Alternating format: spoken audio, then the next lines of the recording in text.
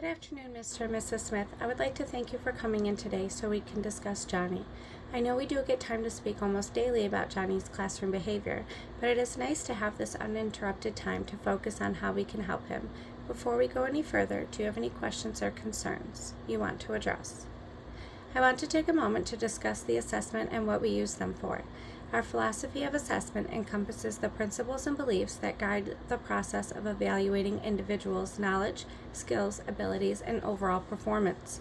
I believe that assessment should be fair and equitable, ensuring that all individuals have an equal opportunity to demonstrate their capabilities. I try to have my assessments reflect real-world tasks and situations, allowing each child an opportunity to showcase the practical application of knowledge and skills rather than just memorization. I create my assessments to accurately reflect each child's learning objectives and goals to provide meaningful and relevant information. I use the assessments to provide feedback for improvement, guiding both myself and my students to enhance the learning experience. I believe that different individuals may excel using various assessment methods. I use various assessment tools to comprehensively understand each child's abilities. I use assessments that are designed with the learner in mind, promoting active participation and engagement. Our philosophy of assessment seeks to create fair, valid, and reliable process that supports learning and growth while respecting the diversity and individuality of a learner. I want to start by telling you how motivated he is in the morning to start his day. He enjoys having time to check in with his friends when he comes in and is always in his seat and ready to go when I ring the bell to start class. He is the first to raise his hand and answer questions when we are doing our calendar, weather, and our 100-day chart, and he especially likes to read our 100-day chart activity. I appreciate his enthusiasm. However, I do have some concerns. I have noticed tantrums during class when he feels overwhelmed, frustrated, or unable to express himself verbally. Angry outbursts. He displays anger by shouting, hitting, or expressing frustration verbally when encountering a situation that upsets him. Sharing struggles. Johnny has emotional outbursts that occur when he finds it challenging to share toys or experience a perceived injustice during playtime.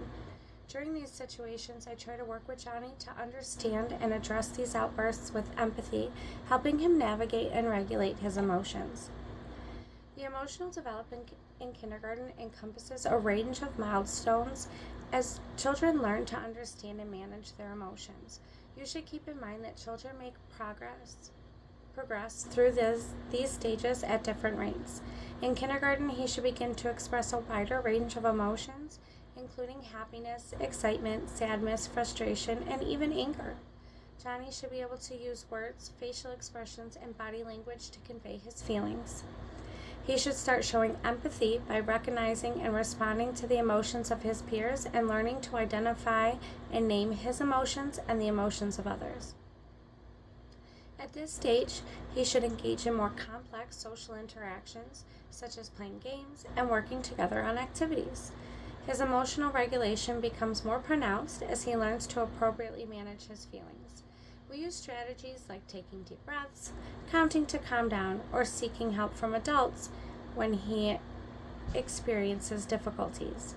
In order to support Johnny to the best of my ability, I've implemented different strategies to try to understand his classroom behaviors.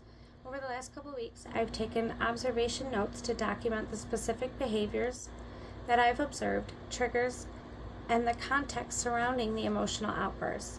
I've also used ABC analysis, antecedent behavior consequence, to analyze the events leading up to an emotional outburst, antecedent, the behavior, and the consequences. This structured approach helps identify patterns and potential triggers. I've also established open communication with you to share insights into emotional behaviors and collaborate on strategies to support Johnny at school and home. I am also working closely with school counselors and past teachers to collaborate on documenting and addressing emotional outbursts, ensuring a holistic approach to Johnny's well-being. Using consistent and thorough documentation enables me to better understand, address, and communicate about emotional outbursts, fostering a supportive learning environment for Johnny. Supporting Johnny with emotional development concerns involves creating a nurturing environment and employing strategies that address their unique needs. Here are some strategies for you to support Johnny at home. It is important for you to foster an open and honest communication with your child. Create a safe space where they feel comfortable expressing their emotions. Encourage him to talk about his feelings and experiences and ask open-ended questions to understand his perspective. Children learn a lot from observing their parents. Modeling healthy emotional regulation by expressing your own feelings in a constructive manner will help Johnny. By demonstrating coping strategies like taking deep breaths, using positive self-talk, or stepping away to cool down when faced with challenges. You can also acknowledge and celebrate Johnny's positive behavior and efforts. Positive reinforcement helps build confidence and reinforces appropriate emotional responses. You can use praise and encouragement to highlight instances where Johnny demonstrates emotional intelligence or effective problem solving. I would like to thank you for taking the time to come in today and listening to my concerns about Johnny. I hope our continued work together will help him grow and allow him to better manage his emotions in class. He is very bright and has a good heart. I know that we are seeing some trouble right now. However, with our continued work, I believe that we can work through this together. I think it is important that we keep our communication open and meet again in a few weeks to discuss Johnny's progress.